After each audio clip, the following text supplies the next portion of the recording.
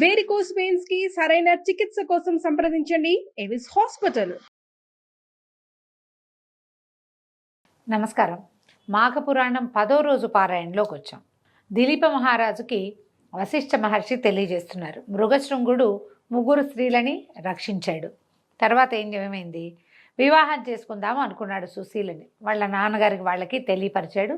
ఈ ఫలానా వాళ్ళ అమ్మాయి ఆమె చనిపోయి మళ్ళీ బతికింది, నేను బతికించుకున్నాను, ఈమెనే వివాహం చేసుకుంటానంటే సరే వాళ్ళు వచ్చి ముహూర్తాలు అవి మాట్లాడుకుని మంచి మాటలు మాట్లాడేసరికి ఈ సుశీల స్నేహితురాళ్ళిద్దరు, అంటే మృగశృంగుని వల్ల జీవించిన 2 కన్యలు ఉన్నారు కదా, వాళ్ళు ఏమన్నారంటే, నువ్వు మా స్నేహితురాలైన సుశీలని ఇష్టపడ్డావు, అమ్మాయి గుణాలు సద్గుణాలకి వివాహం చేసుకుంటున్నావు, మరి మా సంగతి ఏమిటి, మేమేమవ్వాలి, మమ్మల్ని కూడా ఈ ముహూర్తానికే నువ్వు వివాహం చేసుకో, మా ఇద్దరిని నిరాశపరచద్దని బలవంత పెట్టారట. కానీ ఆ కన్యలు మంకుపట్టు విడవలేదట.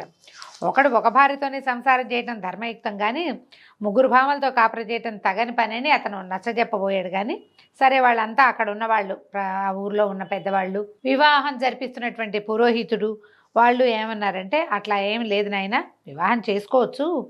పూర్వకాలం దశరథ మహారాజుకి 3 భార్యలు, శ్రీకృష్ణుడికి ఏకంగా 8 వివాహక భార్యలే కదా ఆయనకి.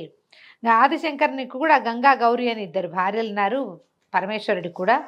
వాళ్ళకి లేని అభ్యంతరం నీకెందుకని బలవంత పెట్టేశారు కదా. సరే, ఇతను ఏం చేశాడు, ఒప్పుకున్నాడు. వచ్చిన పెద్దలు కూడా, అయ్యా నీ వల్ల జీవించారు వీళ్ళు, వీళ్ళతో పాటు నీ భార్య ఉందనుకో, కానీ నీ రుణాన ఉండిపోతారు, వివాహం చేసుకోమని చెప్పేశారు కల్లా. సరే, ఇక వాళ్ళు ఎంతసేపు ఏడుస్తుంటే నీకేం జైలు లభిస్తుంది, నీ మీద ప్రేమతోటి ఉన్నారు వాళ్ళు, నీ వల్లే బతికేం కాబట్టి అని నచ్చజెప్పాక ఆ 2 కన్యకల్ని కూడా పెళ్లి చేసుకున్నాడు. 3 భార్యలతోటి చాలా సంతోషంగా హాయిగా ఉన్నాడు. మాఘస్నాన ఫలితం వల్లే అతనికి 3 భార్యలు లభించారని వశిష్ఠ మహర్షి చెప్తున్నారు. మాఘస్నానం చేస్తే 3 వస్తారని మాత్రం అనుకోకండి, చాలా ప్రాబ్లమ్స్ వస్తాయి, ఈ కాలం పాతకాలం కాదు కాబట్టి.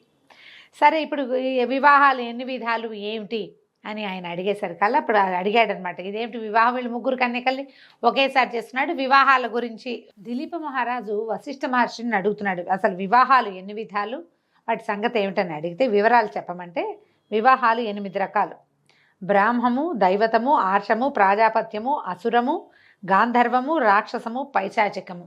వరుని ఆహ్వానించి సాలంకృత కన్యాదానం చేసేది బ్రాహ్మమట. యజ్ఞం కొరకు యజ్ఞం చేయించేవాడికి పిల్లనిచ్చి పెళ్లి చేయటం దైవత్వం అంటారు, దైవతం.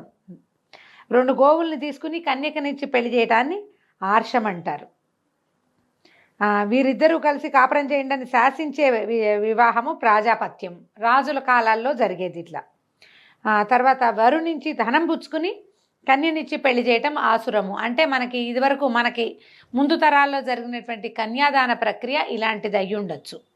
ఒకరినొకరు ప్రేమించుకుని వివాహం చేసుకోవటాన్ని గాంధర్వం అంటారు. బలాత్కారంగా కన్యను తెచ్చుకుని వివాహం చేసుకుంటే రాక్షసం. మోసగించి కన్యను తీసుకుపోయి చేసుకునే పెళ్లిని పైశాచికం అంటారు. ఇవి అక్కడక్కడ జరుగుతున్నాయిలేండి, బలాత్కారాలు, పైశాచిక వివాహాలు జరుగుతున్నాయి. గాంధర్వ విధి వివాహాలు కూడా మనకు కనపడుతూనే ఉన్నాయి కదా.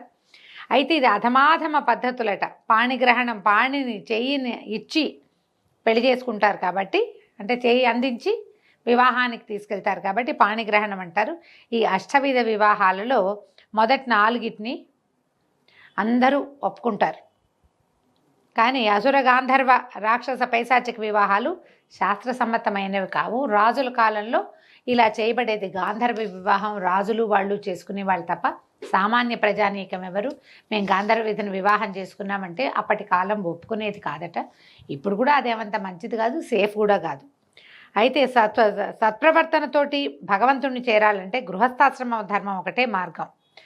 దంపతులిద్దరూ పరస్పర ప్రేమానురాగాలతో ఉండటం, ఉన్నదాంతో సంతృప్తి పొందటం, గౌరవ మర్యాదలు మన్ననలతోటి ప్రవర్తించటం, అతిథి సత్కారాలు చేయటం, దైవభక్తిని కలిగి ఉండటం ఇత్యాది సద్గుణ సంపన్నమైతే అయినదైతేనే సరైన గృహస్థాశ్రమ ధర్మంగా చెప్తారు. ఈ వివాహ సాంప్రదాయాలు, గృహస్థాశ్రమ ధర్మాలు, పతివ్రత లక్షణాలు చాలా చెప్తున్నారండి. దీన్ని దాటుకుని మనం కథలోకి వెళ్దాం. మృగశృంగుడు పరిణయమాడిన 3 కన్యలు కూడా ఉత్తమ పతివ్రత లక్షణాలు ఉన్నవాళ్ళు, చాలా బుద్ధిమంతులుగా ఉండేవాళ్ళు. కాబట్టి ఆయన సంసారం 3 పువ్వులు 6 కాయలుగా నడిచింది. వాళ్ళు అట్లా గృహస్థాశ్రమ ధర్మాలు పాటించి సుఖించారు. మృగశృంగుడు మిగిలి సుఖంగా ఉన్న కాలంలోనే అరమరికలు లేకుండా ఉంటూ ఉండగా దాని ఫలితాన్ని అనుభవించే సమయం ఆసన్నమైంది. మృగశృంగుడి భార్యల్లో ఒకరైనటువంటి సుశీల, అంటే మొదట ఆయన ఎవరిని పెళ్లి చేసుకోదలుచుకున్నాడో ఆ అమ్మాయి గర్భం ధరించింది. చాలా సంతోషించారు. మృకండు అనే పేరు పెట్టారు. పిల్లవాడు మగ పిల్లవాడు కలిగారు. ముగ్గురు తల్లులు మృకండుని ఎంతో ముచ్చటగా చక్కగా చూసుకునేవాళ్ళు. దినదిన ప్రవర్ధమానంగా పెరిగాడు. పువ్వు పుట్టగానే పరిమళిస్తుందన్నట్టుగా మృకండు తల్లిదండ్రుల పట్ల పెద్దల పట్ల గౌరవ మర్యాదలతోటి వినయ విధేయతలతోటి మెలిగేవాడు. అందరినీ ఆకర్షించేవాడు, పెద్దల్ని మురిపించేవాడు. కాలగమనంలో పిల్లవాడికి 5-6 సంవత్సరాలు నిండినై ఉపనయనం చేసి విద్యాభ్యాసానికి గురుకులానికి పంపించారు. గురుకులంలో కూడా అతను ఉత్తమ విద్యార్థిగానే ఉన్నాడు. చక్కగా సకల శాస్త్రాలు నేర్చుకుని సకల సద్గుణ సంపన్నుడుగా తయారయ్యాడు. యుక్త వయసు వచ్చేసరికల్లా శాస్త్రకోవిదుడుగా అయ్యాడు. అన్ని శాస్త్రాలు చదువుకున్నాడనమాట. సరే, వీళ్ళు ఏం చేశారు, యుక్త వయసు వచ్చాక ఈ మృకండుడికి అతని తల్లిదండ్రులు మరుద్వతి అనే కన్యని ఇచ్చి వివాహం చేశారు. అప్పటి నుంచి గృహస్థాశ్రమాన్ని స్వీకరించాడట. ఇక మృగశృంగుని యొక్క మిగిలిన 2 భార్యలకి కూడా సంతానం కలిగింది, మగపిల్లలు కలిగారు. ఈ మృకండుడి విషయమే మనకి ప్రత్యేకంగా చెప్తారనమాట. వాళ్ళను కూడా ఇట్లాగే శాస్త్రపారంగతులుగా పండితోత్తములుగా తీర్చిదిద్ది వాళ్ళకు కూడా వివాహాలు జరిపి కుటుంబ పరివారం అంతా మాఘమాస నదీ స్నానాలు, పూజలు ఇత్యాదులన్నింటినీ విధిగా నిర్వహించేలాగా కట్టడి చేసి ఉంచుకున్నాడట మృగశృంగుడు. క్రమంగా మనుమలు కలిగారు, వంశాభివృద్ధి కలిగింది. శేష జీవితం అంతా చాలా సంతోషంగా ఉండి భగవత్ సాన్నిధ్యంలో గడపటం కోసం అడవికి పోయి తపస్సు చేసుకోవటం మొదలుపెట్టాడు. ఆయన వానప్రస్థాశ్రమం లాంటిది స్వీకరించాడు. మహావిష్ణువుని ప్రసన్నం చేసుకున్నాడు. తర్వాత శ్రీహరి కృపకు పాత్రుడై వైకుంఠ ప్రాప్తిని పొందాడు. సరే, ఈ రకంగా మాఘమాస నదీ స్నానాల వల్ల ఆయనకి తను కోరుకున్న కన్య లభించింది. కన్యతో పాటు మరిద్దరు కన్యకలు లభించారు. వారి వాళ్ళ సంతానం కలిగింది. ఆ సంతానానికి కూడా సంతానం కలిగింది. తను ఎట్లా చదివించదలుచుకున్నాడో, ఎలాంటి విధానం తన కుటుంబంలో కావాలనుకున్నాడో అది ఇతనికి లభించింది. మాఘస్నాన ఫలితమే ఇదని మహర్షి రాజుగారికి చెప్తున్నారు. క్రమంగా ఏమైంది, ఇతను జ్యేష్ఠపుత్రుడైన మృకండు గురించి చెప్తున్నారు. తండ్రి అయిన మృగశృంగుడు అడవికి వెళ్ళిపోయిన తర్వాత మృకండుడే ఈ సంసార భారం అంతా మోసేవాడట. సుఖంగా సంసారం చేసుకునేవాడు, చక్కగా ఇల్లు వాకిలి అతనే హ్యాండిల్ చేసేవాడు. కుటుంబంలో ఏ అశాంతి లేకున్నా కూడా మృకండుడికి ఒక విచారం పట్టి పీడిచేది. అతనికి సంతానం కలగలేదు. చాలా కాలం పట్టిందట. ఒకనాడు నాకే ఎందుకు జరుగుతోంది, సకల శాస్త్ర పారంగతుడిని కదా నేను, పూజలు పునస్కారాలు చేసేటువంటి విష్ణు భక్తుడిని, నేను చేసే పూజలో ఏదైనా లోపం ఉందా, మరి నాకు ఎందుకు సంతానం కలగట్లేదు, కాశీ మహాక్షేత్రమని నీలకంఠునికి ప్రత్యక్ష నిలయమని దాన్ని దర్శించినంత మాత్రమనే సకల కోరికలు సిద్ధిస్తాయి, సమస్త పాపాలు హరిస్తాయి. కాబట్టి అనేక మంది కాశీ విశ్వనాథుని దర్శించి తమ అభీష్టాలు నెరవేర్చుకున్నారు. కాబట్టి నేను కూడా సతీ సమేతంగా వెళ్ళి కాశీ విశ్వనాథుని దర్శనం చేసుకుంటాను. నా సంతానం కావాలన్న నా కోరిక అక్కడికి వెళ్ళాక తీరుతుందని భావించి ఏదో ఏర్పాటు చేసుకుని అతను కాశీ ప్రయాణం చేశాడట. ఆ రోజుల్లో కాశీకి వెళ్ళాలంటే నరకయాతన ఉండేదట. కాశీకి పోయినవాడు కాటికి పోయినవాడు ఒకటేననేవాళ్ళు. పైగా మన వాళ్ళు కాశ్యాంతు మరణాన్ముక్తి అని ఒక వాక్యం చెప్పుకుని ఆ కాశీలో మరణించటానికే వెళ్ళేవాళ్ళు కూడా జాబితాలు కూడా చాలా ఉండేవి అప్పట్లో. దీనికి కారణం ఏంటంటే మార్గమధ్యంలో దట్టమైన అడవి ప్రదేశం, కాలినడకన వెళ్ళాలి, క్రూర మృగాలు ఎక్కువ, విషపూరితమైనటువంటి క్రిమికీటకాలు, తర్వాత ఆహారం లభించేది కాదు, రోజుల తరబడి నడవాల్సి వచ్చేది. ఆనాటి కాశీ ప్రయాణం అత్యంత ప్రమాదభరితంగా ఉండేది. ఒకవేళ ఎవరైనా వెళ్ళి తిరిగి వస్తే కాశీ నుంచి పునర్జన్మ ఎత్తినట్టని బ్రహ్మరథం పట్టేవారట ప్రజలంతా. సరే, అతి కష్టం మీద ఆ అడవినంతా దాటి మృకండు మరుద్వతి సమేతుడుగా కాశీ పుణ్యక్షేత్రానికి చేరుకున్నాడు. కుటుంబాన్ని కూడా తీసుకెళ్ళాడు. కాశీ పుణ్యక్షేత్రం పవిత్ర గంగానదీ తీరంలో ఉంది. ప్రశాంతంగా ప్రవహిస్తున్నటువంటి ఆ పవిత్ర గంగానదిని చూడగానే మృకండు ప్రశాంత చిత్తంతో అక్కడ ప్రసిద్ధి చెందిన మణికర్ణికా ఘట్టంలోని కాలకృత్యాలు, స్నానాదులు చేసుకుని విశ్వేశ్వరుణ్ణి దర్శించాడు. పరమానందం కలిగింది. తన జన్మ ధన్యమైపోయింది అనుకున్నట్ట. కైలాసంలో ఉన్న పరమేశ్వరుని చూస్తున్నట్టే భావించి ఎంతో సంతోషించాడు. సరే, అపుత్రస్య గతిర్నాస్తి అని నీకు తెలియదా బాబావు స్వామి, పుత్రులు లేని వాళ్ళకి పున్నామ నరకం వస్తుంది, నన్ను అందులో పడేయద్దు, నేను చేసిన తప్పే ఉంది, అన్నీ బాగున్నాయి కానీ సంతానం కలగటం లేదు అని పరిపరి విధాలుగా ప్రార్థించాడు. సరే, అక్కడి నుంచి ఏం చేశాడు మృకండు, అక్కడ ఒక శివలింగాన్ని ప్రతిష్ఠ చేసి కాశీనగరంలో మృకండేశ్వర లింగం అని నామకరణం చేశాడు. భార్యతో కలిసి భార్యతో కూడా ఎదురుగుండా ఇంకొక లింగాన్ని ప్రతిష్ఠ చేయించాడు. సంవత్సరం వరకు కాశీలోనే విశ్వేశ్వర సాన్నిధ్యంలోనే ఉన్నాడట. ఒకనాడు పవిత్ర గంగా నదిలో స్నానం చేయడానికి 3 తల్లులతో సహా బయలుదేరాడట.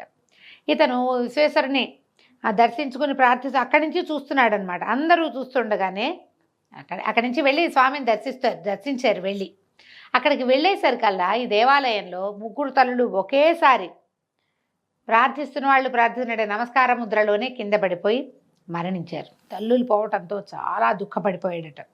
సరే ఏం చేస్తాడు, విధిని తప్పించుకోలేం కదా. యథావిధిగా కాశీనగరంలోనే తల్లులకి దహన సంస్కారాదులు కావించాడు. ఎంతకాలము సంతానం కలగట్లేదని ఇది అయిన తర్వాత తనకి సూతకం అది తీరిపోయిన తర్వాత ఎంతో కాలం తపస్సు చేశాడు. చేయగా ఎప్పటికో పార్వతీ పరమేశ్వరులు ప్రత్యక్షమయ్యారట. అప్పుడు ఈయన మా జన్మ ధన్యమైపోయింది, తల్లిదండ్రిని ఇద్దరి ఆది దంపతులు ఇద్దరికి అనేక నమస్కారాలు చేసి చాలా సంతోషించి ప్రార్థనల్ని ఆలకించండి, నాకు సంతానాన్ని ప్రసాదించండి అని అడిగేసరికల్లా సరే ఇప్పుడు వీళ్ళు ఏం చెప్పారు చూడండి. పుత్ర సంతానాన్ని కలిగించమని అడిగారు. అడిగితే ఈ మృకండుని ప్రార్థనలు విన్నటువంటి పరమేశ్వరుడు, మృకండుడా నీ కోరిక తప్పక నెరవేరగలదు, కానీ ఒక్క షరతు, మీకు 16 సంవత్సరాల అల్పాయుష్కుడైన పుత్రుడు కావాలా, కలకాలము వైధవ్యాన్ని అనుభవించే పుత్రిక కావాలా అని అడిగారు. ఇద్దరు ఆశ్చర్యపోయారు. భార్యాభర్త మరుద్వతి మృకండ దంపతులు ఆలోచనలో పడ్డారు. కాసేపు ఆలోచించుకున్నాక, ఇంత పరీక్షిస్తావా ప్రభు, పచ్చగా లేని పిల్లని కంటి ముందు ఉంచుకుని ఏం సంతోషం, పోని చక్కగా పెరుగుతున్న పిల్లవాడు చనిపోతాడని తెలిస్తే ఏం సంతోషంగా ఉంటుంది. మన సంతానం మన కళ్ళ ముందే ఏ శోభలు లేకుండా ఉన్నా బాధగానే ఉంటుంది, మరణించినా మహాకష్టం. అది మహాకష్టం కదా. ఈ కష్టాన్ని ఎట్లా నేను ఇది చేయగలుగుతాను, నువ్వు నన్ను పరీక్షిస్తున్నావు, నా పూర్వజన్మ సుకృతం వల్ల నాకు జ్ఞానోదయం అయింది, నాకు బుద్ధి వచ్చిన దగ్గర నుంచి నిన్నే ప్రార్థిస్తున్నాను కదా. నేను శివ పూజ ఏనాడు వదిలిపెట్టలేదు, విష్ణు పూజతో పాటు శివ పూజ కూడా చేశాను, వచ్చి కాశీవాసం కూడా చేశాను, నీకోసం ఇంత తపస్సు చేశాను కదా అని బాగా దుఃఖపడి, సరే నువ్వు అడిగావు కాబట్టి కాలకాలము వైధవ్యంతో కుంగి కురిసించిపోయే కుమార్తె కంటే అల్పాయుష్కుడైన పండితుడైన కుమారుడే మేలు, కాబట్టి మాకు పుత్రుని ప్రసాదించమని కోరుకున్నారు. సరే పరమేశ్వరుడు అట్లాగే అవకాక అభీష్ట సిద్ధిరస్సు అని వీళ్ళని ఆశీర్వదించి ఆది దంపతులు ఇద్దరు అంతర్ధానమైపోయారు. పరమేశ్వరుని అనుగ్రహం వలన మృకండుని భార్య మరుద్వతి ఒక మంచి శుభముహూర్తాన ఒక పిల్లవాడికి జన్మనిచ్చింది. ఆ పుత్రోదయాన్ని చూసి ఎంతో సంతోషించాడట మృకండు. బాగా అందరూ సంతోషించారు, చుట్టుపక్కల వాళ్ళంతా వచ్చారు. మృకండాశ్రమానికి వచ్చినటువంటి వ్యాస మహర్షి కూడా అతనికి దీవించి పిల్లవాడిని పరిపరి విధాల దీవించి జాతకర్మ కూడా చేశారు. అప్పుడు ఈ చెప్తున్నారు, దిలీప మహారాజా వింటివి కదా, పరమ భాగవతోత్తముడు సకల శాస్త్ర పారంగతుడు అతి నిష్ఠాగరిష్ఠుడు మునిశ్రేష్ఠుడు అయినటువంటి మృకండు పార్వతీ పరమేశ్వరులను మెప్పించి పుత్రుని పొందగలిగాడు. అతడే వేదాంగ కోవిదుడు పరమ భాగవతోత్తముడైనటువంటి మార్కండేయుడు. మార్కండేయ చరిత్ర రేపు భాగంలో తెలుసుకుందామండి. ఇవాళకి సెలవు, రేపు కలుసుకుందాం. నమస్కారం.